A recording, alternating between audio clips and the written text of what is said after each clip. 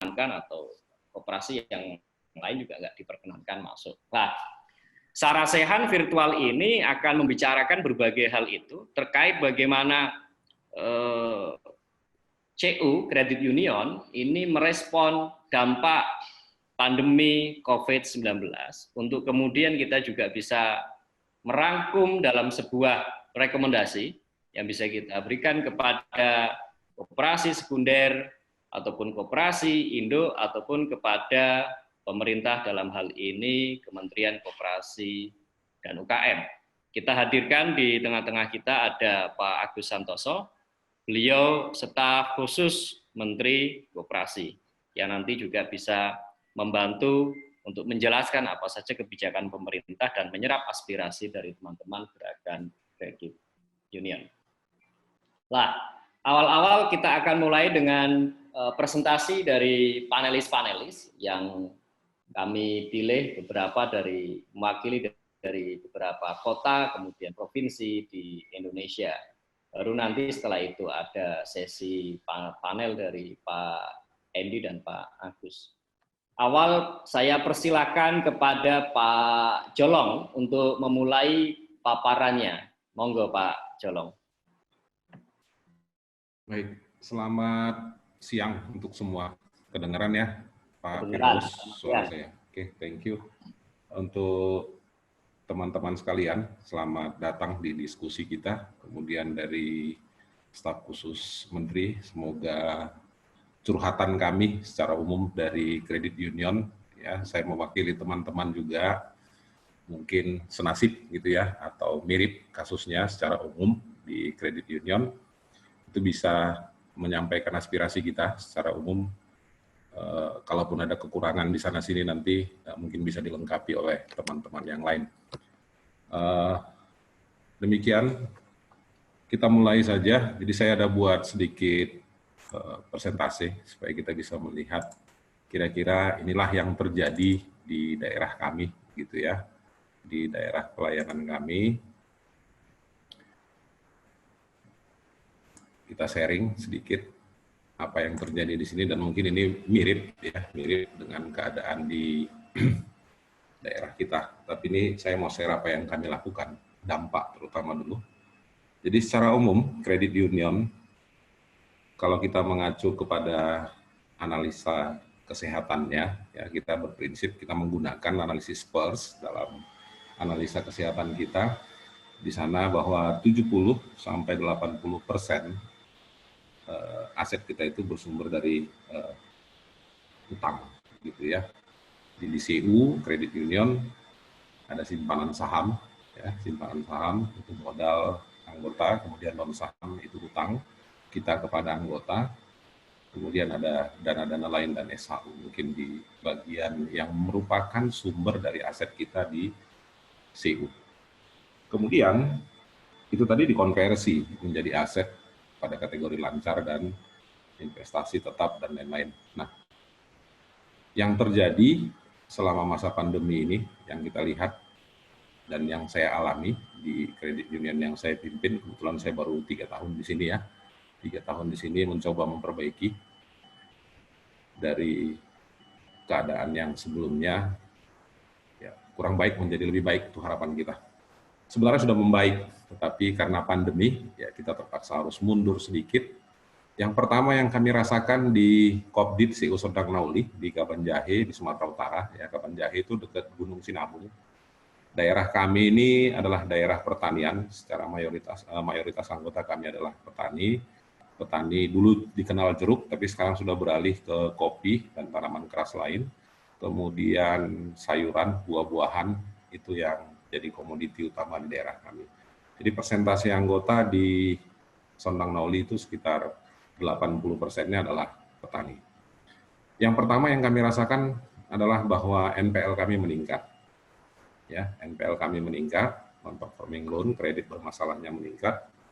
Kenapa? Karena tadi mayoritas anggota yang petani hasilnya ada, tetapi daya serap hasil tani itu untuk dijual di kota dan lain sebagainya itu turun.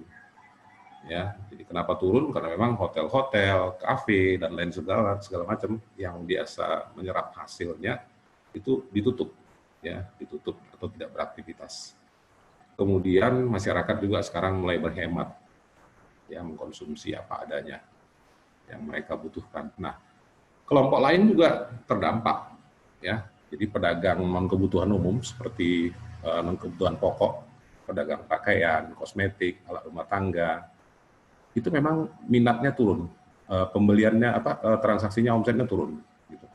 Kemudian supir angkutan, dan sekarang yang mulai terdampak itu terasa banget bagi kita itu adalah pengusaha rumah makan. Ya, banyak juga itu di sepanjang jalan lintas yang punya usaha rumah makan itu terpaksa menutup rumah makannya karena memang tidak diperbolehkan ya beroperasi. Kemudian yang berikut bahwa ketika kita akan masuk juga ke daerah-daerah anggota, itu banyak yang diisolasi. Jadi kita nggak boleh masuk. Kita upayakan supaya pengurus atau komisaris TPK di wilayah pelayanan anggota itu untuk membantu kita, tetapi itu pun tidak bisa maksimal. Ya mungkin ini sebagian juga alasan klasik bagi tanda kutip anggota yang memang sukanya menunda. Begitu. Tapi memang di beberapa titik tertentu kami tidak bisa masuk sama sekali. Dan yang berikut, ya karena NPL-nya meningkat, tentu arus kas kita juga terganggu di likuiditas kita. Ya. Pengembalian bunga dan angsuran pinjaman itu turun otomatis karena kredit kita bermasalah. Ya, bunga saja masuk sebenarnya sudah syukur. Nah, kemudian di masa pandemi ini, karena mungkin sumber penghasilannya, ya sumber penghasilan anggota kita itu terganggu, mereka mulai menarik simpanan non saham, terutama rekening koran, ya simpanan bunga harian. Itu penarikannya hampir 5 kali dari yang biasa. Kalau di tempat kami itu biasa sekitar 1,9, 1,7, 1,9 M penarikan. Penyetoran biasa naik, ya sekitar 10% dari tarikan itu ada setoran, lebih tinggi 10%, sekarang terbalik. Bahkan penarikannya itu sampai sekitar 5 miliar, sementara yang masuk hanya sekitar 1,2 miliar. Itu yang terjadi di daerah kita. Kemudian apa kebijakan yang kami buat? Kebijakan yang kami buat pertama ya sama dengan kebijakan penanganan COVID. Kita harus lockdown beberapa pos pinjaman ya, terutama yang lebih besar dari saham. Jadi kita hanya melayani rutin itu yang sebesar saham atau non saham yang dia jaminkan. Ada beberapa yang dilepas, tetapi itu pun harus benar-benar terklarifikasi, analisanya benar dan lebih ketat. Ya, kita harus benar-benar. Mungkin ada anggota yang punya usaha juga yang ada peluang pada saat seperti ini. Jadi tidak selamanya peluang itu tertutup dengan pandemi. Kemudian kita juga memberikan kebijakan, memberikan kemudahan dengan penundaan kewajiban pembayaran pinjaman. Dia ada usaha yang benar-benar tutup, itu kita minta supaya mengajukan permohonan penundaan, ya. Baik itu penuh atau setengah, itu tergantung kemampuannya pada saat pandemi seperti ini. Jadi kita memberi keringanan hanya sebatas penundaan pembayaran kewajiban. Memang ada yang penuh, ada yang tidak mampu sama sekali, tapi yang masih mampu kita upayakan. Berapapun yang dia bisa, dia harus tetap menyampaikan atau membayar kewajibannya. Kalau ini berlanjut setelah kita memberikan kebijakan seperti ini, karena ancaman utamanya kan likuiditas kita di kredit union. Mau nggak mau, kita harus menurunkan balas jasa simpanan non saham ketika lebih tinggi. Jadi biaya operasional tetap kita, biaya pengoperasian kita tinggi, mau nggak mau, kami sudah mengambil kebijakan akan menurunkan balas jasa simpanan non saham. Kalau dividen untuk saham itu pasti akhir tahun semua tahu, COVID memang berdampak ya bagi semua. Nah, setelah penurunan bunga simpanan non saham nanti kita jalankan, ternyata kemungkinannya ada dua nih, ya. Beresiko memang, kami paham resikonya bahwa kemungkinan akan terjadi penarikan besar-besaran karena kita menurunkan ini. Tapi saya yakin bahwa dalam rapat kami dengan pengurus dan pengawas, apabila kita masih mampu memberikan bunga lebih tinggi dari perbankan, kita pasti masih dipertahankan. Itu prinsipnya. Tapi apabila nanti biaya operasional tetap kita sudah lebih tinggi dari pendapatan, mau tidak mau ini harus dilakukan. Yang berikut, kalau alternatif yang dua tadi ya terjadi, beban balas jasa simpanannya sudah diturunkan, idle cash-nya masih tinggi juga, tetapi pendapatan kita menurun, mau nggak mau kita kan harus pangkas biaya operasional nih. Salah satunya adalah pengembalian simpanan non saham dari idle cash yang tidak terpakai karena kita lockdown pinjaman. Itu dalam pemikiran kita. Tetapi kalau nanti permintaan simpanan non saham penarikannya tinggi seperti yang terjadi tadi, nah mau nggak mau kita masuk ke solusi terakhir. Jika pandemi berlanjut, ya tidak selesai Mei, kalau sampai April kami masih selamat, masih surplus, ya sampai ditutup buku April kita masih surplus di sini. Tapi saya yakin Mei saya akan minus di Sondang Nauli, ya kami akan minus di Sondang Nauli. Nah, menghadapi minus sebenarnya kalau CU-nya keras, ini CU menghadapi pandemi seperti ini, masalah seperti ini sebenarnya kata kuncinya adalah likuiditas dan dana cadangan kalau saya lihat. Nah, kebetulan di tempat kami dana cadangan minim, ya saya masuk ke situ memang sudah minim, tetapi kami usahakan dari SAU setiap tahun untuk tetap menambah. Tapi belum sampai ke batas wajarnya, masuklah Mr. Corona, kan begitu. Nah, kalau pandeminya berlanjut, tentu likuiditas kita juga tetap harus kita jaga. Ya, pengembalian simpanan non saham tadi tidak akan kita lakukan. Ya, kalau idle cash kita cukup, ya, tapi pandeminya berlanjut, sementara biaya harus, ya, tadi simpanan non saham sudah kita kembaliin nih. Kalau alternatifnya terjadi seperti itu ya, kalau idle cash tinggi. Tapi kalau idle cash-nya nggak ada, kemudian kebutuhan penarikan non saham tinggi, itu kan soal likuiditas. Maka mau tidak mau, solusinya adalah mencari pinjaman ke pihak ketiga. Ya. Nah dalam hal ini, kalau peserta dari Saresehan ini ada yang pengurus Puskopdit, pengurus Inkopdit, atau dari Pak Staf Menteri nanti kan bisa menyampaikan aspirasi kita ya.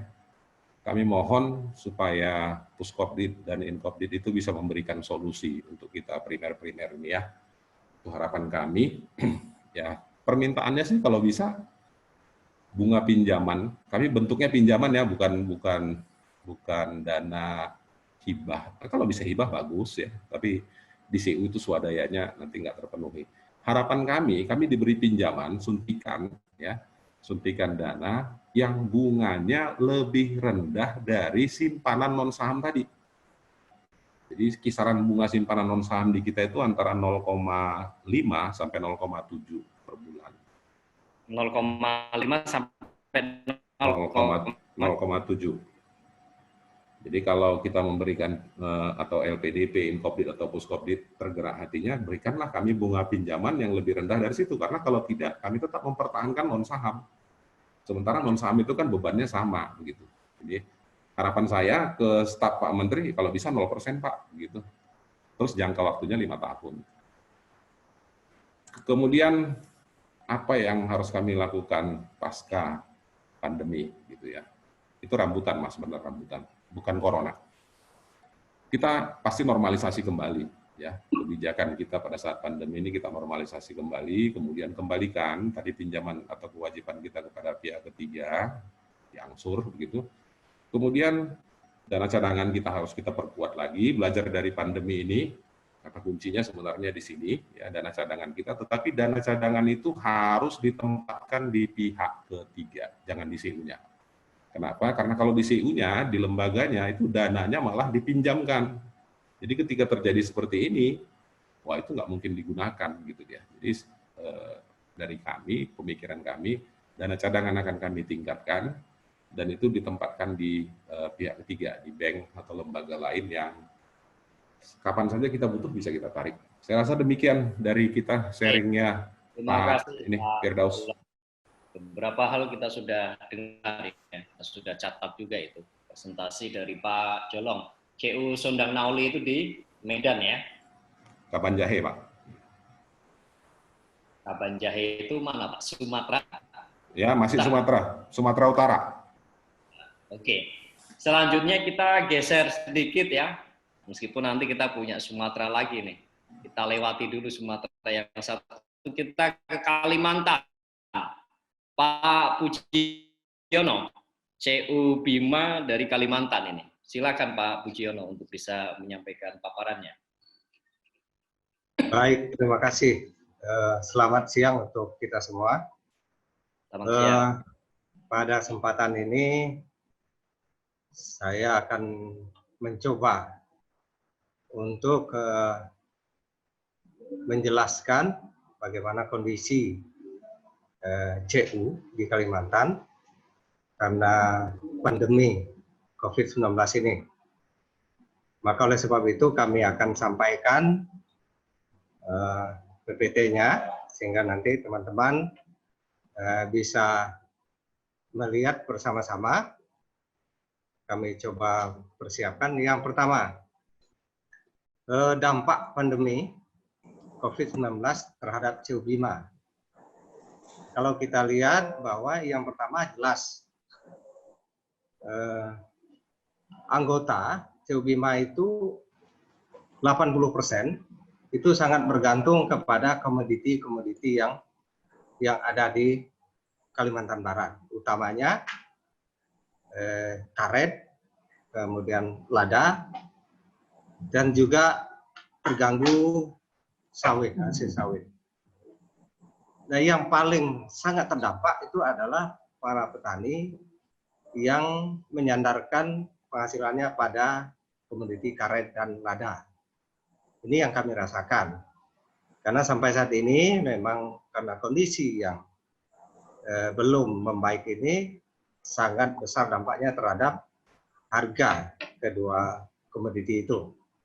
Sehingga dengan demikian maka kemampuan anggota baik itu di dalam menyicil pinjaman maupun menabung sebagaimana sebelumnya itu mengalami penurunan. Nah, di sini kami merasakan bahwa ini nanti ya kami sangat berharap bahwa pandemi ini bisa cepat berakhir. Lalu yang berikutnya adalah adanya kecenderungan naiknya NPL. Tentu ini dampak daripada poin yang pertama tadi, di mana kita tahu bahwa anggota yang bersandar pada komoditi kedua hal tadi itu jangankan untuk dia menyicil atau menabung, untuk memenuhi kebutuhan sehari-harinya juga sudah mulai tergerus. Maka dengan demikian, ya caranya memang mereka lebih menarik cadangannya yang ada di CU, ya seperti simpanan harian, itu kecenderungan mereka tarik. Maka oleh sebab itu, kalau dilihat pada, ya katakanlah bulan keempat, bulan ketiga memang belum terasa, tapi bulan keempat itu antara cash flow yang ada, yang masuk dengan yang keluar itu memang dulunya tadinya memang kita sangat jarang mengalami defisit, tapi memang pada bulan April itu mulai sudah terasa bahwa cash flow yang artinya yang masuk dibandingkan dengan yang keluar itu memang sudah lebih besar yang keluar. Nah, ini salah satu dampak daripada ini yang poin pertama tadi. Sehingga dengan demikian maka NPL juga dengan sendirinya itu akan beranjak naik. Nah, kemudian tentu rencana kerja maupun RAPB jelas tidak mungkin kita wujudkan di tahun buku 2020 ini, karena memang kita kemarin ketika menyusun rencana kerja dengan RAPB kita itu mengandaikan kondisinya adalah kondisi yang normal, dan ini memang mau tidak mau juga kita harus menjelaskan kepada anggota ini nantinya bagaimana ini bisa dipahami oleh para anggota. Lalu yang berikutnya adalah terganggunya pemasaran hasil usaha anggota, artinya kedua komoditi tadi baik itu karet maupun lada sampai saat ini pabrik memang masih belum bisa menerima hasil komoditi itu, sehingga memang bukan hanya harganya turun, tapi bahkan memang tidak bisa dijual. Ini menjadi kondisi yang sangat sulit untuk kita. Kemudian lada itu memang pada awalnya memang anggota kita lebih banyak menjualnya ke luar negeri, yaitu ke Malaysia. Di sana memang perbatasan, yang dominan itu adalah penghasil lada yang terbesar. Dan anggota kita memang punya kebun lada yang cukup dominan di sana. Nah, kemudian yang berikutnya adalah tentang pelayanan kita. Mau tidak mau ini memang karena kita sudah dalam darurat kesehatan, ini sudah ditetapkan oleh Bupati di sini, memang kita memang harus ikut juga dalam mendukung semuanya itu. Maka dengan sendirinya pelayanan kita juga memang terganggu dalam artian yang tadinya memang kita bisa full buka, itu menjadi adanya pengurangan jam kerja. Kemudian interaksi dengan anggota juga mulai dibatasi. Kemudian yang tidak kalah pentingnya, kita juga memang dibatasi oleh tempat-tempat tertentu yang memang tidak memperbolehkan kita masuk. Ini juga menjadi kendala dan ini ada kaitan dengan juga likuiditas kita jelas terganggu. Kemudian NPL juga ada akan terdampak dalam hal ini karena pelayanan kita dibatasi. Nah, kemudian yang terakhir tentu kita melihat bahwa memang ada pelambatan pertumbuhan aset dan anggota. Kenapa? Aset kita sangat dipengaruhi oleh pertumbuhan anggota karena memang dengan kondisi saat ini kita tidak mungkin melaksanakan pendidikan kepada calon anggota. Ini menjadi penyebab, salah satu penyebab sehingga pertumbuhan aset itu juga akan melambat karena memang pertumbuhan anggota. Nah, kemudian apa yang sudah kita lakukan?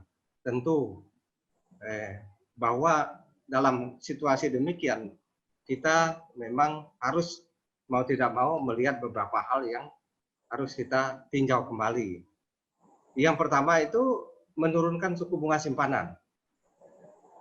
Suku bunga simpanan unggulan tadinya dari 8% per tahun itu menjadi 7%. Nah, ini mau tidak mau kita lakukan karena memang kita melihat bahwa beban juga semakin beban kecenderungannya naik, kemudian pendapatan itu kecenderungannya itu melambat bahkan turun. Nah, kemudian kepada anggota yang betul-betul terdampak oleh pandemi ini, kita juga akan melakukan jadwal ulang tentang pinjaman mereka. Karena apa? Karena ini kita lakukan ketika melakukan perjanjian pinjaman itu tentu anggota kita memprediksi bahwa kondisi itu berjalan dengan baik.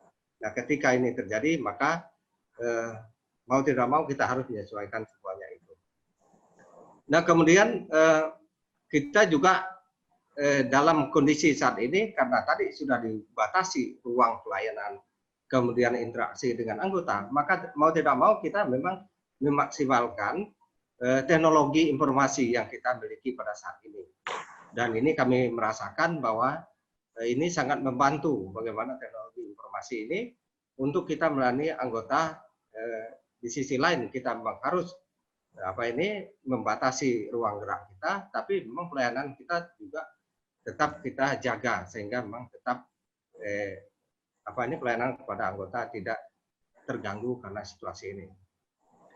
Lalu yang berikutnya kita juga mulai melihat bahwa menjalin kerjasama dengan berbagai pihak tentunya, misalnya dengan BUMDes dalam hal bagaimana BUMDes ini di mana memang lokasi anggota kita di sana ada menjadi sumber katakanlah komoditi yang cukup baik, misalnya sawit, itu kita kerjasama dengan BUMDes untuk pemasarannya.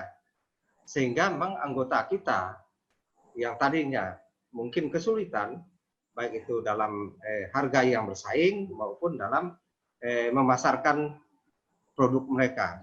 Ini kita menjalin kerjasama dengan BUMDes. Kemudian dengan lembaga pendidikan, yang kebetulan juga pada saat ini harus menyesuaikan diri, misalnya mengurangi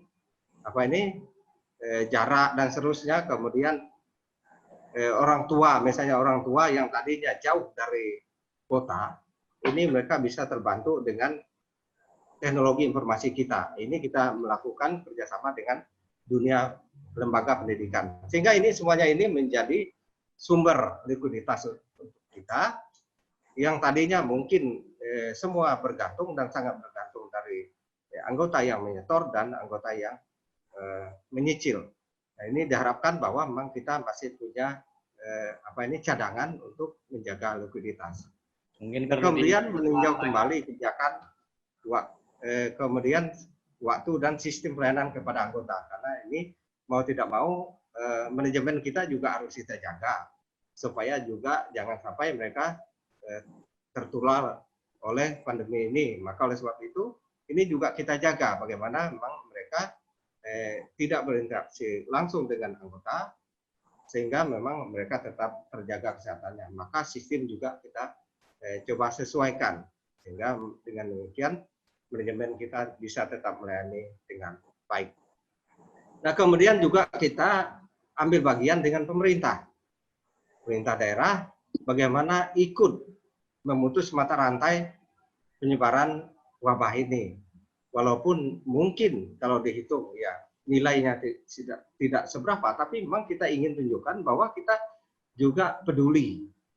Kita juga merasakan saat ini, maka kita ambil bagian dengan pemerintah daerah untuk memberikan semacam bantuan sedikit berkaitan dengan masker kepada masyarakat umum pada umumnya. Ini yang kita lakukan, apa yang sudah kita lakukan. Nah, nanti mengandaikan bahwa kondisi ini berkepanjangan, tentu kita tidak berharap demikian, tapi kita bisa dipercepat Pak presentasi. Ya. Oke, jadi usulan kita memang bagaimana nanti adanya keringanan beban baik pajak kepada lembaga maupun kepada anggota. Oke. Kemudian adanya keringanan beban ya, pajak ya. PPh 25 ya. Ya, dengan yang diterima oleh anggota, bunga yang diterima oleh anggota itu juga diringankan karena memang kondisi anggota kita dan lembaga kita juga dalam kondisi pada saat ini. Lalu yang kedua, kita mengharapkan adanya fasilitas sumber dana yang murah untuk menjaga likuiditas kita sehingga memang nanti kalau ini berkepanjangan kita tidak terganggu operasional kita. Nah, kemudian yang berikutnya adalah kita meminta supaya pemerintah juga memberikan penjelasan kepada masyarakat bahwa memang kita tidak bisa serta-merta mengurangi bunga pinjaman anggota yang meminjam itu, karena ini ada kaitan dengan kebijakan dan seterusnya, bagaimana perjanjian dan seterusnya. Karena ini sumber pendapatan kita adalah bunga kredit, sehingga memang pemerintah juga ikut kita untuk memberikan penjelasan kepada masyarakat pada umumnya dan kepada anggota. Lalu yang berikutnya diharapkan bahwa kalau kita punya sumber dana yang murah, mungkin kita akan melihat apa yang mungkin kita lakukan dengan membentuk usaha-usaha baru pasca ya katakanlah kondisi saat ini, sehingga memang anggota tidak bertumpu pada komoditi yang sebelumnya yang sangat sulit untuk pulih kembali. Ini yang kita harapkan dari pemerintah. Ini sementara dari kami, Pak. Terima kasih Pak Puji dari CU Bima Kalimantan Barat ya. Ya, betul. Pak. Oke, teman-teman, selanjutnya dari Kalimantan ada Pak Donat di sana. Bisa dipersiapkan Pak Donat. Sehat selalu, Pak. Iya, sehat, Mas. Kedengaran, Pak? Ya, bagus suaranya. Ya, terima kasih. Selamat siang semua. Selamat siang. Terima kasih. Salam hormat saya yang pertama buat Bapak Agus, staf ahli Menkop. Selamat siang semua dan salam sehat dari Bali. Staf khusus ya? Ya, mohon maaf Bapak. Ya. Pertama kali saya ucapkan terima kasih. Kita dari Bali diberi kesempatan untuk menyampaikan bagaimana gambaran dampak dari pandemi COVID-19. Nanti saya lihat di sini banyak juga peserta yang dari Bali, kalau mau memberi tambahan supaya semakin jelas bagaimana gambaran kondisi pandemi COVID-19 di Bali.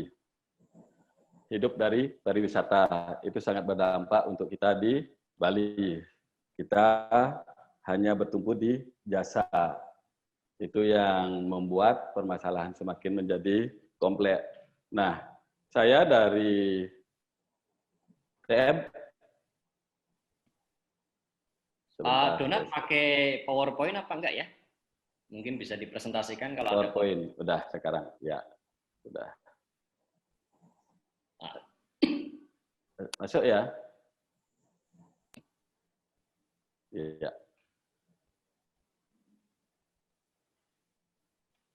Terima kasih. Bagaimana kita di Bali, khususnya di TEB, melihat pandemi COVID-19, tentunya ada dampak yang harus dihadapi, namun ada satu sisi di kita, bagaimana di situasi ini menjadi satu proses, satu momen, proses pembelajaran menghadapi situasi yang sangat sulit ini. Kita di TEB, seperti yang teman-teman alami, masalah utamanya likuiditas. Sudah pasti itu, karena di Bali, dengan pariwisatanya mati, ada banyak teman-teman anggota yang dirumahkan, jasa-jasa di transport, banyak juga anggota kita di transport, juga warung-warung makan, warung-warung kecil, karena utamanya sumber pendapatan mereka ada di pariwisata, sekarang itu tidak ada, semua menjadi nol, sehingga yang terjadi, yang terancam sekali di TEB yaitu likuiditas. Kita tidak bisa berbuat banyak, hanya fokus pada bagaimana menyediakan likuiditas. Anggota-anggota yang nabung setiap hari itu pasti menarik simpanan menghadapi situasi COVID-19 yang situasinya sangat tidak tentu, artinya ada kekhawatiran, itu yang membuat mereka menarik simpanan harian, istilahnya di TEB. Penarikan ini merupakan satu hal yang wajar, karena untuk memenuhi kebutuhan standar hidup mereka. Namun untuk ada juga anggota yang keluar mengambil ekuitasnya, karena simpanannya sudah tidak ada. Kita memaklumi ini, karena hanya itu yang mereka punya untuk memenuhi kebutuhan hidup mereka di masa yang sulit ini. Likuiditas kita juga diperparah sama pinjaman lalai. Di bulan April kemarin itu sampai 50% sumber dana dari pinjaman turun. Namun Bapak Ibu peserta yang saya hormati, yang namanya koperasi, kita kembali ke dasar, koperasi dimiliki oleh anggota, bagaimana anggota menjaga keberlangsungan terusannya koperasi. Artinya ini masalah yang harus kita hadapi secara bersama-sama. Kebijakan pun mengacunya ke anggota, bagaimana prinsip dan nilai-nilai koperasi. Di awal, di layanan, kita melakukan pembatasan jam layanan yang biasanya sampai jam 4, sekarang hanya sampai jam 2. Namun, jam kerja operasional kantor tetap sampai jam 4. Ini tetap mengikuti protokol kesehatan. Teman-teman yang melayani tetap pakai masker, jaga jarak, dan cuci tangan. Untuk masalah likuiditas, kebijakan yang bisa kami buat, kami merapatkan barisan, pengurus, pengawas, dan manajemen, tetap pada keadilan ke anggota, karena situasi yang sangat sulit. Pertama, kebijakan kita di simpanan, kita memprioritaskan penarikan simpanan itu untuk hanya kebutuhan dasar. Artinya apa? Kita membebaskan penarikan 5 juta ke bawah. Selebihnya itu mengikuti prosedur yang sudah ditetapkan, harus ketemu dengan kepala ATP ataupun mungkin ketemu dengan pengurus. Untuk tetap menjaga ada transaksi, staf lapangan kami, itu MSO, tetap melakukan pelayanan, tentunya tetap dengan protokol kesehatan yang ditetapkan. Kita juga mengusahakan untuk liquid, mengusahakan dana pihak ketiga, baik secara institusi maupun personal. Kebijakan kita di pinjaman, itu tetap di hal-hal yang standar, tetap mengikuti dinamikanya anggota, karena kita lihat data di April, terdampak kita semua, tapi di sini kita melakukan edukasi bahwa pinjaman itu adalah juga milik, dananya milik dari anggota. sehingga tetap pembayaran mengikuti prosedur kewajiban standar. Nah, bagi yang terdampak sekali, yang dirumahkan ataupun di PHK, juga untuk UKM-UKM, warung-warung yang omsetnya menurun, kebijakan kita penghapusan denda pinjaman. Terus boleh bayar bunga saja, tidak angsuran. Ini pun tetap dikaji, baik itu reschedule ataupun sampai restrukturisasi. Itu yang kita terapkan 2 kebijakan itu. Nah, tadi dari situasi yang kita hadapi ini ada satu sisi kita, sorry Mas.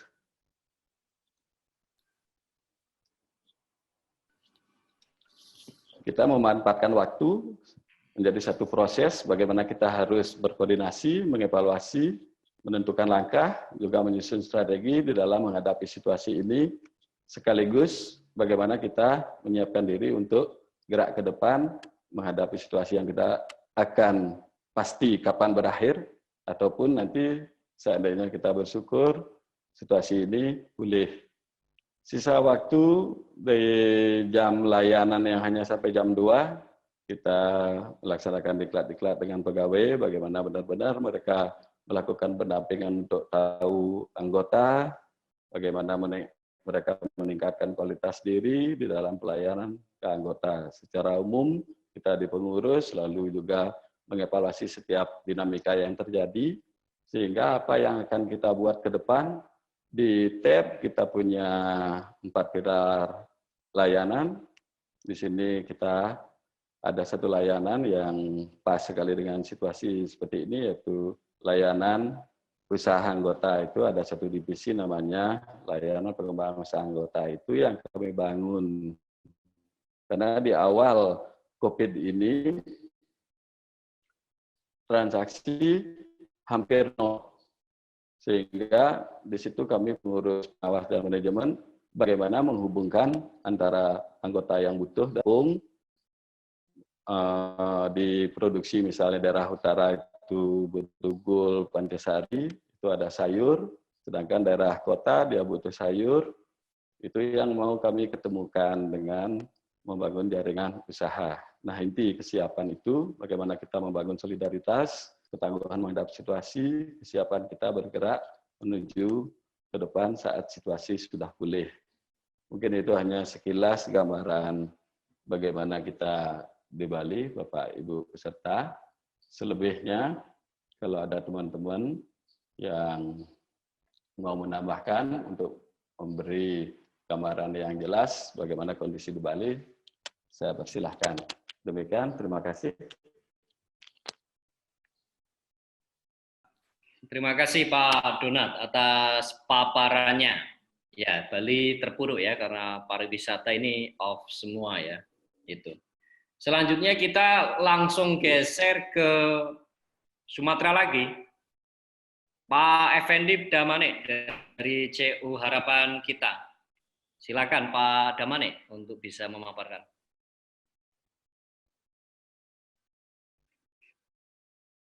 Suaranya belum masuk, Pak. Belum di-unmute.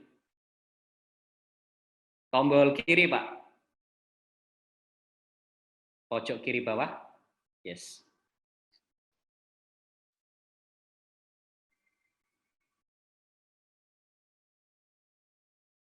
Belum masuk, Pak, suaranya.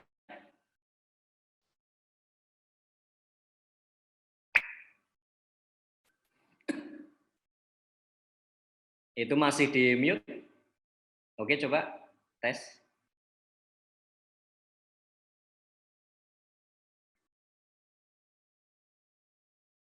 Belum masuk juga. Oke, mungkin Pak Damani masih ada kendala di mic. Kita geser dulu ke Pak Haryono, ke Lampung. Monggo, Pak Haryono. Sambil Pak Damani menyelesaikan kendalanya. Baik, selamat sore teman-teman. Selamat sore Pak Har. Oh, suara saya bisa didengar ya? Ya. Selamat sore Pak Agus. Pak Agung juga gabung kayaknya ya? Ya, ada Pak Agung Sujat juga ternyata. Ya, selamat sore Pak Agung, selamat sore Pak Agus dari Kemenkop. Baik, mungkin karena kasusnya kelihatannya 11-12 ya di banyak tempat nih. Ada dampak pandemi COVID kepada anggota, kemudian nurture effect-nya akan ke institusi gitu ya. Supaya tidak merebut nih banyak waktu teman yang mungkin ingin diskusi, saya nggak usah tampilkan paparan ya. Karena hampir sama tadi yang disampaikan. Jadi yang pertama ingin kami sampaikan informasi dulu. Di Lampung itu sebenarnya hampir tidak berdampak karena memang baru dinyatakan Kota Bandar Lampung zona merah itu seminggu yang lalu.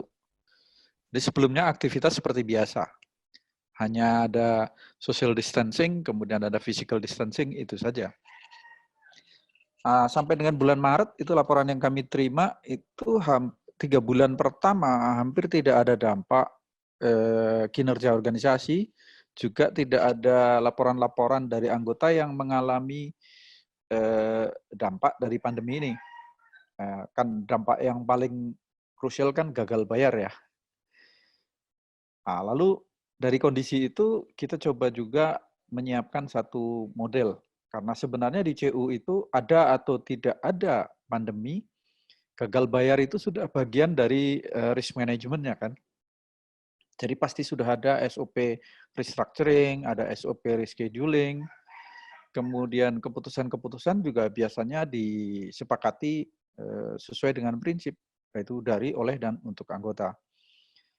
Yang menarik, memang ada dampak sedikit, masih di bawah 1 digit ya, penurunan aset dari 582 menjadi 580 M, jadi sekitar 2 M, itu di 3 bulan terakhir, Januari, Februari, Maret. Ini mengindikasikan bahwa memang ada teman-teman yang mungkin punya simpanan agak besar, kalau kita lihat yang mengambil itu ya. Yang menarik lagi, mereka yang punya simpanan agak besar di tempat kita itu mengusulkan, Pak, supaya kita juga peduli, bagaimana kalau bunga simpanan kami diturunkan saja gitu. Oh, baik banget anggotanya. Iya, karena memang seperti itu. Lalu kita coba kontak yang lain-lain, setuju diturunkan. Nanti sejak bulan April diturunkan itu bunga simpanan non sahamnya. Ada kesadaran bersama ya? Ya, karena kita memang pendidikannya kan rutin ya. Jadi semua hal harus kita bicarakan dengan anggota, dan kelihatannya ini ada beberapa anggota yang memang proaktif gitu. Lalu kita coba mengambil kebijakan begini, karena pada dasarnya tadi yang paling krusial adalah gagal bayar, maka mulai bulan April kita coba untuk mengakses data. Ada tidak anggota kita itu yang memang cash flow-nya terganggu, sehingga angsuran ke koperasinya terpengaruh gitu ya. Tapi hari Kamis kemarin ketika kita rapat, coba kumpulkan data, belum ada. Karena kita mencoba membuat kebijakannya, kalau ada silahkan diajukan permohonan untuk lakukan relaksasi kredit, nanti koperasi akan lakukan assessment, sesudah itu dibicarakan bersama, serileks apa yang diinginkan gitu ya. Jadi kita selalu bicara mendampingi kesulitan-kesulitan.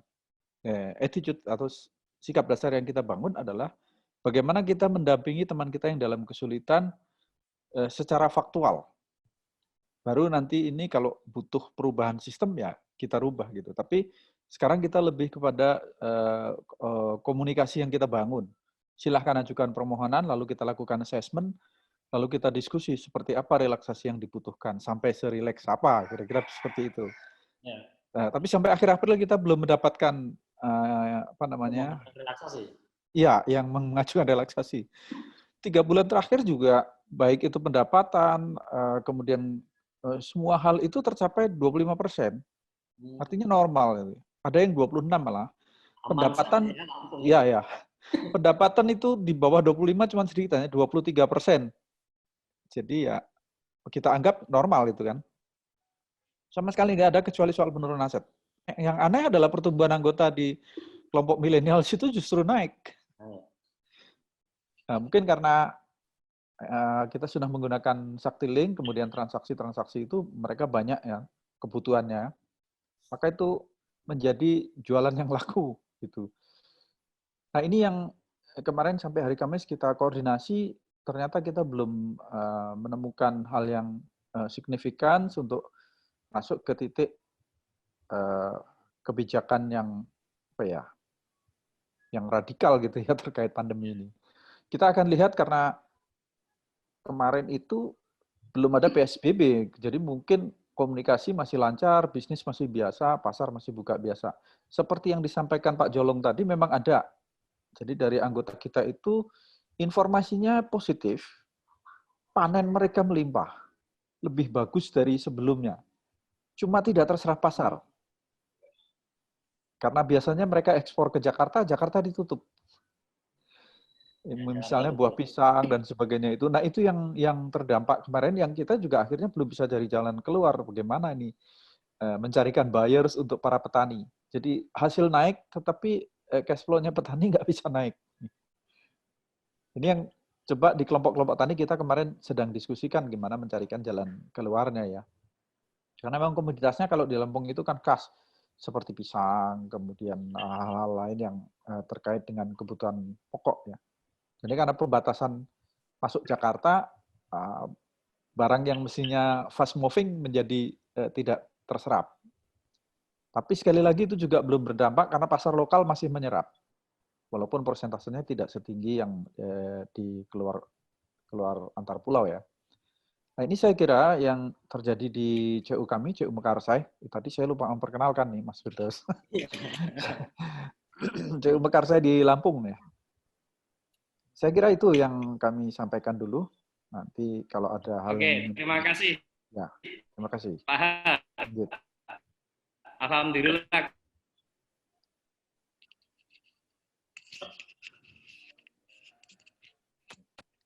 Masih baik ya, masih bertahan.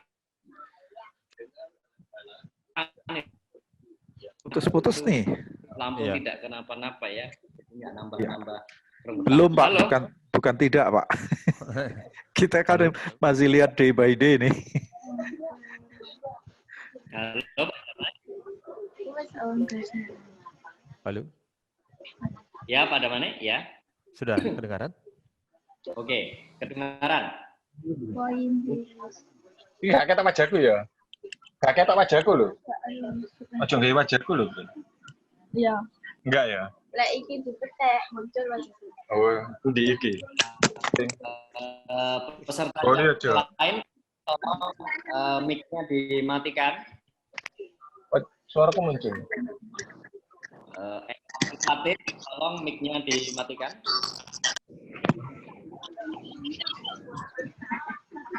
Oke, silakan Pak Damane. Baik, selamat sore buat teman-teman semua. Selamat sore. Tidak jauh beda dengan saya dari Harapan Kita ya, Belawan, Kota Medan. Ya,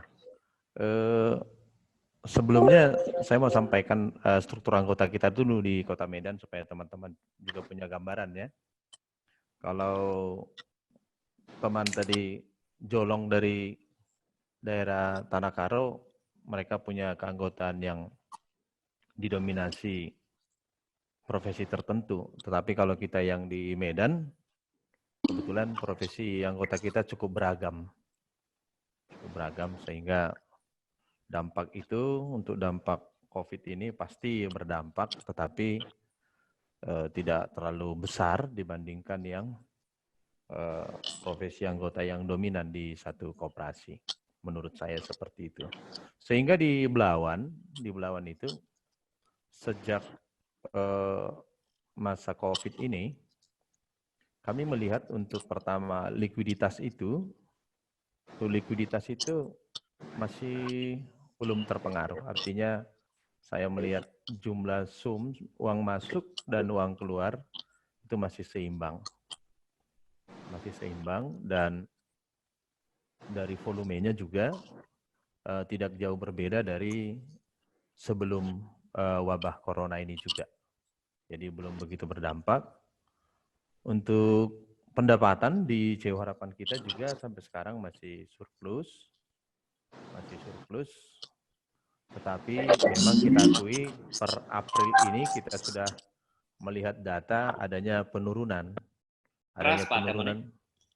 per April ini kita sudah melihat adanya penurunan pendapatan, mulai ada penurunan pendapatan, tetapi untuk sendiri masih surplus hingga April. Alhamdulillah ya masih surplus. Iya, hingga April. Dan likuiditas kita pun masih aman sampai saat ini. Kami sudah mau mulai melakukan kebijakan untuk mengamankan likuiditas dengan cara mengurangi pelayanan pinjaman. Tidak segencar ya tahun sebelumnya. Artinya dengan konsekuensi RAPB kita kalaupun tidak tercapai karena jumlah pinjaman yang mulai kita kurangin, kita sudah sepakat tidak masalah nanti kita lapor ke anggota, fokus kita kepada pelayanan pinjaman anggota yang sangat dibutuhkan. Kalau selama ini kredit union itu sendiri pasti fokus pinjamannya tujuan pinjaman yang produktif. Tetapi di masa pandemi corona ini, pinjaman anggota yang produktif, justru kita berikan masukan untuk calling down dulu, sementara, untuk melihat situasi. Nah, jadi terbalik, kalau dulunya kita genjot, kita semangatin, tujuan pinjaman produktif. Tapi saat ini justru kita balik, kita bilang santai dulu, slow down dulu, supaya risiko bisa terkendali. Tetapi yang utamanya itu tentu penyediaan likuiditas untuk anggota-anggota yang harus menarik uangnya untuk kebutuhan hidup. Untuk kebutuhan hidup, itu yang memang kita tidak boleh tunda, karena itu uang mereka dan semata-mata yang mereka tarik untuk kebutuhan hidup. Tetapi saya melihat memang, melihat data yang ada pada kami, anggota-anggota kredit union ini, menurut saya sih anggota-anggota yang hebat menurut saya. Dalam situasi seperti ini, kami melihat di CEO harapan kita sendiri, masih sangat kecil persentase mereka yang menarik uang untuk kebutuhan hidupnya. Artinya kalau saya melihat walaupun ada yang dirumahkan, walaupun ada yang pengurangan pendapatan, cadangan mereka di keluarga pun ternyata masih sanggup. Saya melihat itu dan kemandirian mereka ternyata cukup lumayan. Tapi saya tidak tahu ya kalau untuk 2-3 bulan ke depan ini akan sangat terpengaruh. Maka kami sekarang dari CEO Harapan kita yang utamanya menyiapkan likuiditas untuk melayani penarikan simpanan. Dan gambaran kebijakan sementara yang akan kami lakukan itu akan melakukan penurunan bunga simpanan atas modal. Ya, tadi gimana Pak, kalau 2-3 bulan mendatang masih aman apa kemungkinan terpengaruh juga jadinya? Kalau masih aman, maksudnya gimana? Kalau, mohon maaf? Kalau pandemi masih terjadi sampai 2-3 bulan mendatang. Gimana Mas? Kalau pandemi masih terjadi di 2-3 bulan mendatang, itu mulai terpengaruh atau tetap aman seperti hari ini kondisi CU? Harapan kita, menurut saya, kalau saya lihat pasti terpengaruh. Karena sebenarnya dampak ini, kalaupun kondisi langsung aman dalam waktu dekat, pengaruhnya ke depan menurut analisa saya itu akan kami rasakan. Karena anggota-anggota itu yang sekarang kesulitan, itu akan nampak untuk 2-3 bulan ke depan. Apalagi kalau pandemi ini berlanjut, itu akan lebih parah. Saya kira itu saja dulu dari kami, mungkin nanti kita bisa saling berbagi. Terima kasih. Terima kasih Pak Damani. Dari Medan kita ke yang jauh langsung nih ya, Indonesia bagian timur. Silakan Romo Karol dari CUAH Flores.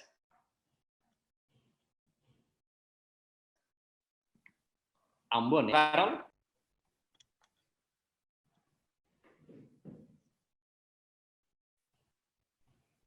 Halo, Romo.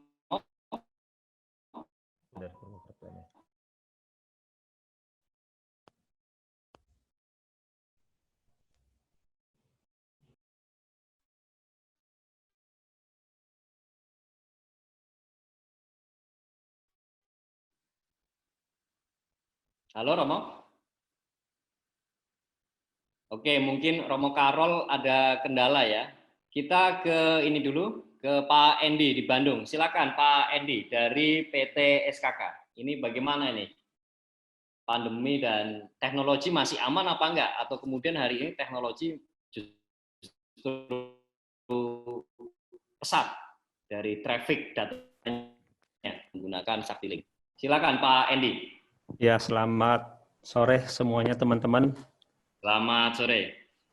Kita lihat tadi teman-teman sudah menyampaikan ya cukup banyak. Kita lihat juga dari yang Sumatera sampai ke Bali, rasanya itu ada yang surplus ya, likuiditasnya atau likuiditasnya belum terpengaruh.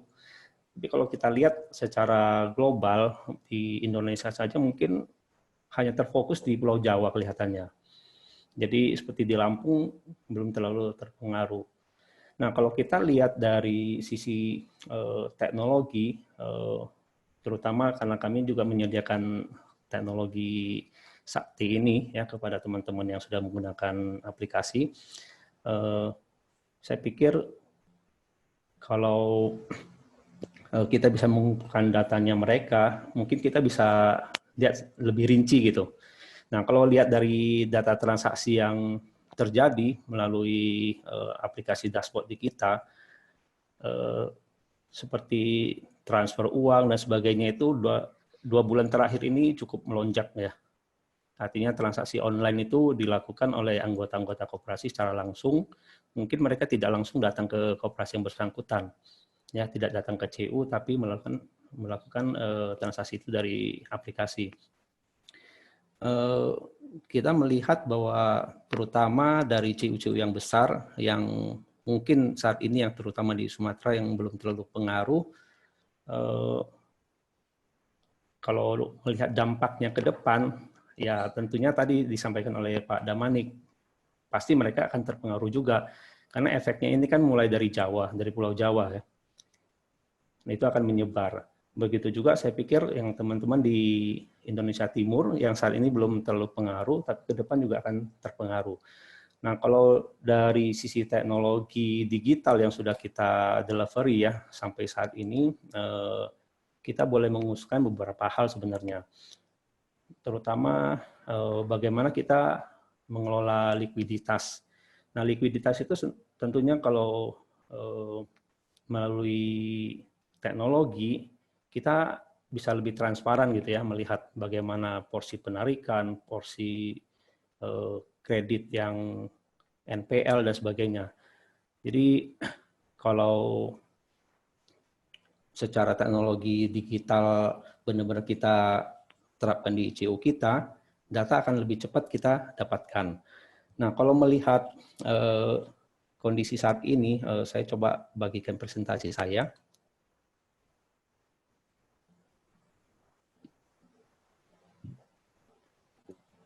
Kita di sini mengusulkan, ya kita di sini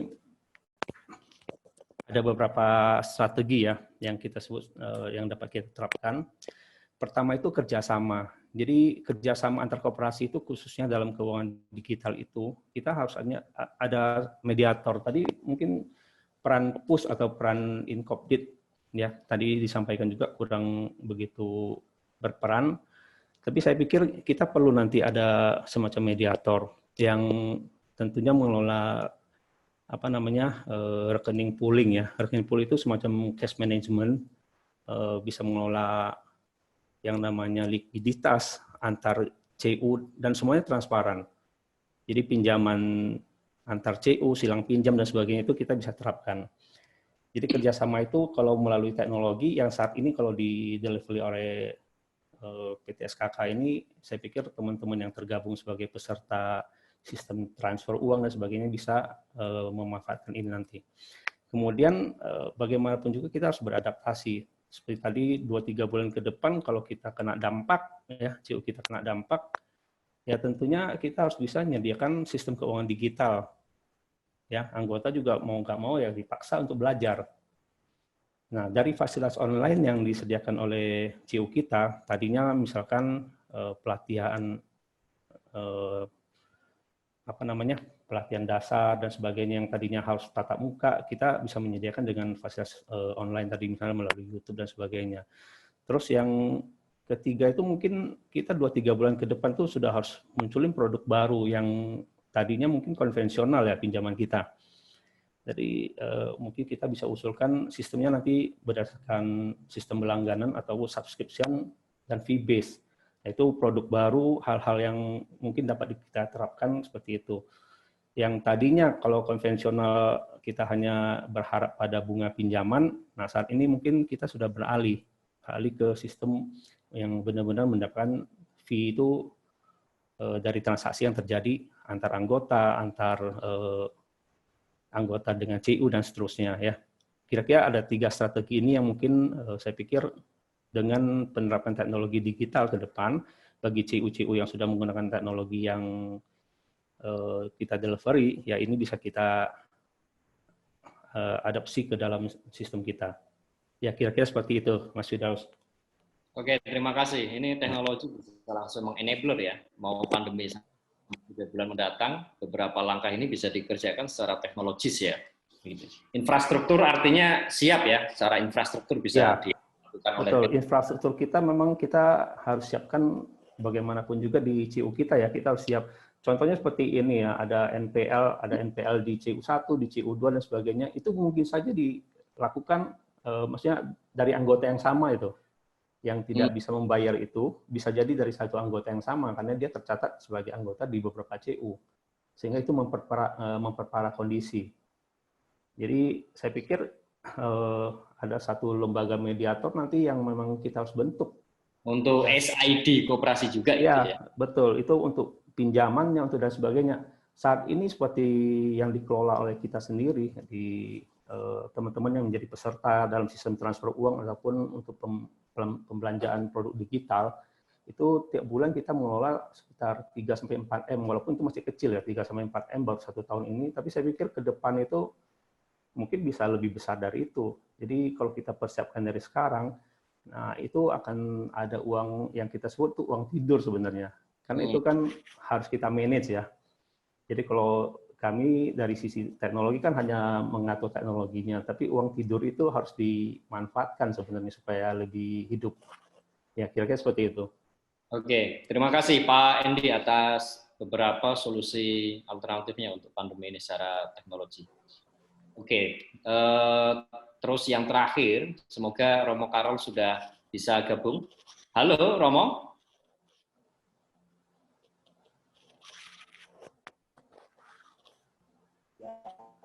Halo. Oke, suaranya masih kurang jelas, Romo, ya? Halo. Ya, halo.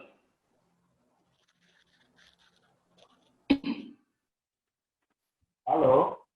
Ya, halo Romo, silakan. Halo. Halo. Ya, halo Romo. Suaranya udah masuk, Romo?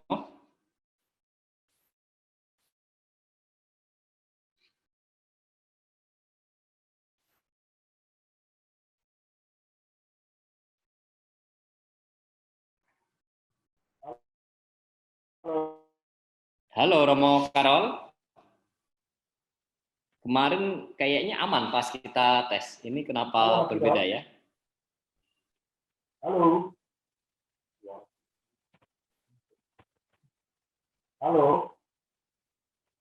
Halo. Halo.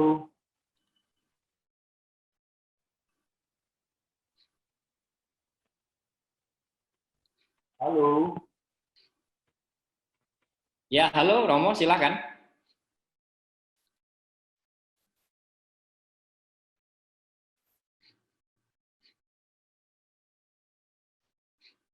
Suara saya masuk apa tidak, Romo Karol?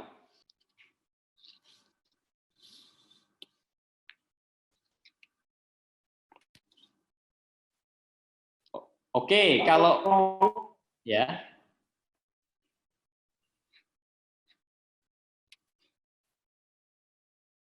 Ini nampaknya gangguan sinyal juga ini ya, Romo Karol ya. Selamat siang. Ya.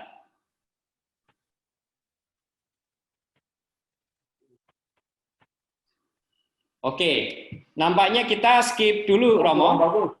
Kurang bagus. Kurang bagus, mohon nanti bisa dibantu oleh staf yang lain, Romo, untuk bisa menyiapkan. Selanjutnya kita ke Pak Agus Santoso, staf khusus Menteri Koperasi. Silakan Pak Agus untuk memberi tanggapan dari beberapa panelis tadi dengan ada beberapa gambaran di beberapa provinsi yang berbeda, ada yang aman, ada yang sudah terdampak. Ya, terima kasih Pak Firdaus, Kopkun yang sudah menginisiasi ini. Assalamualaikum warahmatullahi wabarakatuh kepada teman-teman semua. Waalaikumsalam. Salam sejahtera dan juga selamat siang menjelang sore-sore. Menarik sekali diskusi pada hari ini sehingga kami juga mengetahui bahwa beberapa daerah, terutama tadi memang terlihat bahwa ketika anggotanya itu homogen, maka itu memang dampaknya bisa terasa karena memang homogen, dan yang heterogen kelihatannya lebih tahan, dan juga ada beberapa daerah di luar Jawa yang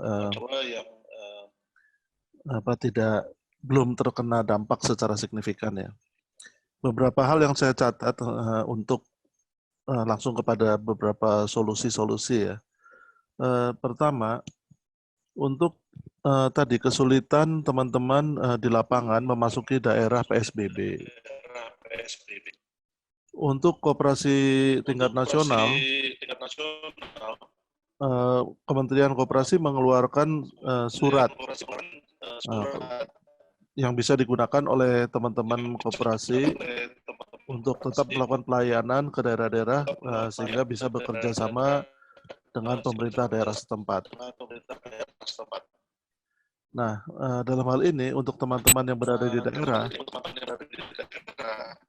kiranya bisa berkoordinasi dengan pemerintah daerah setempat atau dinas koperasi setempat untuk mengeluarkan rekomendasi seperti itu. Mohon maaf, ini suara saya jelas apa enggak ya Pak Firdaus? Jelas Pak. Oke, soalnya ini balik ke saya echoing. Iya Pak, mantul suaranya Pak. Suaranya mantul. Oke. Coba kalau begini biar lebih jelas ya. Jadi teman-teman di daerah coba tolong berhubungan dengan Kepala Dinas Koperasi setempat supaya mengeluarkan surat rekomendasi agar bisa tetap beroperasi di daerah-daerah yang mengenakan PSBB, sehingga layanan kepada anggota tidak terganggu. Nah, kemudian yang juga menarik untuk terapi adalah mengenai kesulitan likuiditas.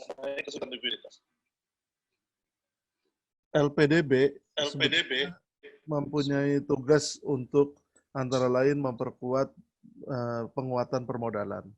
Kami tidak menyebutnya sebagai pinjaman likuiditas, tetapi pinjaman penguatan permodalan, bunganya 3% setahun. Tetapi ini tentu akan dinilai visibility study-nya karena yang dibantu adalah koperasi yang sehat.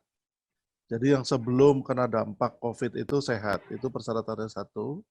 Persyaratan yang kedua adalah memiliki resources untuk pengembalian, punya sumber pendapatan untuk mengembalikan pinjaman ke LPDB. Yang ketiga tentu LPDB karena ini uang APBN tetap menginginkan adanya jaminan. Jaminan bisa berupa aset fisik maupun piutang lancar. Tagihan lancar ya, piutang lancar. Kemudian karena koperasi ini pengurusnya bisa berubah-ubah, diminta juga ada personal garanti bahwa pengurus yang tanda tangan pinjaman itu akan tetap menjadi pengurus selama masa pinjaman di LPDB sampai dengan lunas. Nah, kira-kira itu memang jumlah yang APBN yang dipercayakan kepada LPDB tidak besar-besar amat, tetapi untuk yang memang membutuhkan, coba bisa hubungi LPDB. Memang ini antri ya pasti ya, karena tentu ada banyak juga koperasi yang terdampak sehingga mengajukan pinjaman perkuatan modal ke LPDB. Kemudian yang ketiga adalah mengenai peluang tadi ya. Peluang sebetulnya kalau saya lihat ada likuiditas yang masih surplus, ada juga yang defisit. Tadi Pak Endi ya dari PT Sakti mengatakan istilahnya kalau ada mediator atau apa. Sebetulnya memang kami dari Kemenkop untuk ke depan sedang mencoba merancang, yang ini mungkin bisa di-piloting oleh teman-teman sendiri dulu ya di CU, antar CU, yaitu membangun semacam clearing house sebetulnya Pak Endi. Jadi clearing house itu yang defisit, yang mengalami kesulitan likuiditas bisa pinjam ke yang surplus begitu. Nah, jadi clearingnya nanti siapa di sini yang akan mengelola clearing kan gitu ya. Hampir seperti di perbankan. Memang baiknya koperasi simpan pinjam itu karena dasarnya adalah kekuatan likuiditas, harusnya kalau mirip di perbankan punya instrumen pasar uang sebetulnya. Nah, instrumen pasar uang itu basicnya adalah clearing. Siapa yang surplus, siapa yang negatif, nah itu bisa pinjam yang negatif, bisa pinjam ke yang surplus.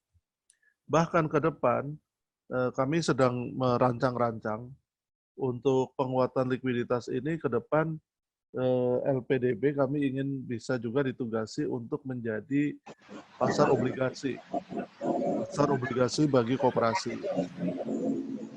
Mungkin Mas Firdaus sudah pernah dengar juga cerita ini, yaitu karena sebagai badan hukum tentu koperasi bisa mengeluarkan surat utang ya, apakah itu berupa medium term notes atau berupa obligasi.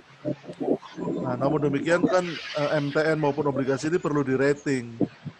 Nah, jadi memang perlu penyediaan instrumen-instrumen lain sebelum kita bisa membangun pasar obligasi. Kalau itu bisa, maka sebetulnya dana-dana yang idle tadi bisa dilempar ke dua instrumen, yaitu instrumen overnight atau instrumen seminggu gitu ya, atau sebulan, yaitu dengan cara clearing tadi, yang butuh pinjam, yang punya dana idle bisa menjual pinjaman antar koperasi. Nah, untuk yang jangka menengah, misalnya jangka 1 tahun atau 6 bulan, bisa mengeluarkan medium term notes. Sedangkan yang jangka 1 tahun ke atas itu bisa mengeluarkan sebetulnya obligasi koperasi. Tetapi ini kita perlu lembaga rating supaya nanti kita kasih label apakah obligasinya A atau B atau C, sehingga nanti diskontonya berapa gitu bisa dihitung. Itu kira-kira ke depan seperti itu, tapi kita memang harus membangun. Pikiran lain adalah sebetulnya membangun semacam LPS, macam lembaga penjamin simpanan. Ini sudah lama juga dipikirkan, bentuknya bisa berupa pooling funds, masing-masing koperasi iuran gitu membuat pooling funds. Kita ambil beberapa, misalnya saja dengan Bank BRI misalnya saja gitu ya, ini sekedar omong kosong nih. Misalnya dengan Bank BRI-nya yang menjadi apex bank. Jadi BRI yang nanti yang ngatur gitu. Kita kerjasama dengan BRI atau dengan BNI ya, yang kiranya punya cukup jangkauan cabang-cabang yang besar. Itu pemikiran after COVID karena kita tahu KSP tanpa dilindungi dengan backup pengaturan likuiditas yang baik, maka kepercayaan masyarakat kepada KSP juga selalu kalah dibandingkan dengan BPR aja kalah gitu ya. Jadi ke depan kita ingin fungsi pembinaan dan pembinaan kelembagaan, fungsi pengawasan koperasi serta LPDB ini kita coba nanti ke depan kita lebih berdayakan lah, seperti itu, lebih hybrid, supaya bisa menjaga likuiditas seperti sekarang ini. Saya kira itu dulu ya dari saya. Kemudian paling yang lain yang bisa juga disampaikan adalah mungkin coba dipikirkan mengenai undang-undang resi gudang untuk komoditi. Karena sebetulnya kita punya undang-undang itu, undang-undang resi gudang. Memang persoalannya di sini adalah harus gudang yang layak. Jadi sementara panen dan harga masih jatuh di bawah pasar, maka hasil panen itu masuk gudang dulu. Nah, ketika masuk gudang, tentu di sini ada masalah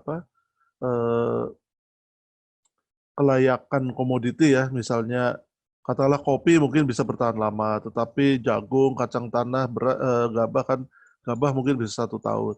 Nah, itu sebetulnya sertifikat resi gudang itu bisa jadi jaminan untuk mengambil kredit ke bank. Nah, ini juga sebetulnya ini undang-undang ini sudah lama ya, undang-undang resi gudang, tapi kurang jalan di daerah. Persoalannya satu, tidak ada gudang yang layak yang mampu menyimpan komoditi itu supaya harganya minimal sama dengan harga pasar kalau dia masih fresh.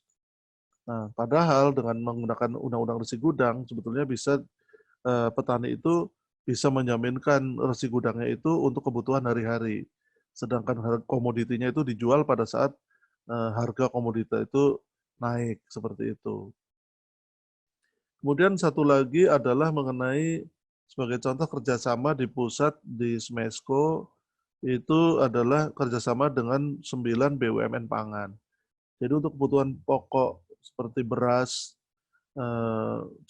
contohnya kita mencoba kerjasama kalau ada daerah-daerah yang panen beras itu bisa coba menghubungi Kemenkop atau Smesco ke Deputi Propasar ya, tempatnya Bu Vicky, atau ke Smesco, Pak Leo, untuk memberitahu bahwa ini kami punya stok komoditi seperti ini. Karena Smesco ini salah satu fungsinya adalah trading house, ya, untuk mempertemukan pembeli dan apa yang butuh dengan yang produsen dengan supply and demand lah ya, untuk mempertemukan supply and demand gitu.